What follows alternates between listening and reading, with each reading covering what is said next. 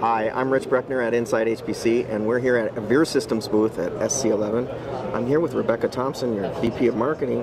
So Rebecca, who is Avere Systems and who do you help? Oh, that's a great question, Rich. So Avere, we are here and we are talking about our NAS Optimization appliances.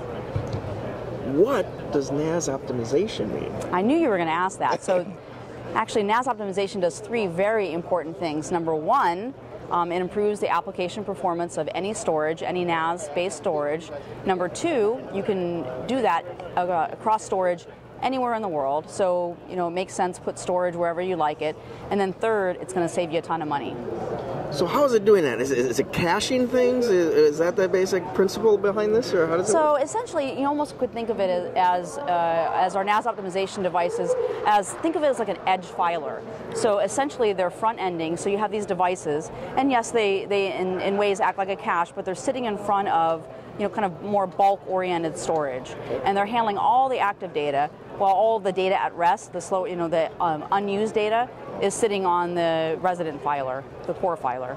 Okay. So, I understand you had some big news today about performance, like realized, some impressive numbers. What's that about? We did. Well, we were really excited. So today, if you look up there, there's a headline up there. Today, we achieved the world record in NAS. It's the SPEC SFS NFS benchmark for NAS. So with 1.6 million ops, and previously the record had been held 2 weeks ago. NetApp topped the benchmark. And I think the most exciting thing about it is if you look at this piece of equipment right here, this is pretty close to actual size of the equipment used to achieve that number. And so, it's a few feet across. Like a typical, like the NetApp system to achieve their benchmark, which was just a little bit less than that, go from all the way to that end of the booth, all the way to there, and then past. So it was over 20 feet long of equipment. And if you think in terms of the amount of power, the amount of space, the amount of cooling, all that uses just to achieve that number, and you can do it so much more efficiently. And this is really what NAS optimization is all about, making much more efficient use of the storage. Sure, not to mention just the capital cost of buying that much hardware to achieve that kind of yeah, number, absolutely. right? So there's the capital, there's the operational cost, and then there's the greater sort of like energy footprint. I don't know what the figure is, but it's some ridiculous amount of the world's energy is used for enterprise data centers. And if you just think if the impact of storage as storage grows, as files grow, as people save more and more, racks and racks and racks of equipment just to have a certain amount of I/O when you can do it so much more efficiently. It just makes sense.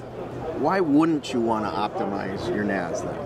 Is that a fair question? Yeah, no, it is a fair question. I think because it's a new, if you think about it, it's a newer way of thinking. NAS, most of the NAS architectures were developed, 15 years ago, back when local area networks first came into being, and so they weren't thought of as they weren't thought of as expanding beyond the data center they were in, and handling remote data centers and being efficient and all those sorts of things. So I think it's just a revolution whose time has come.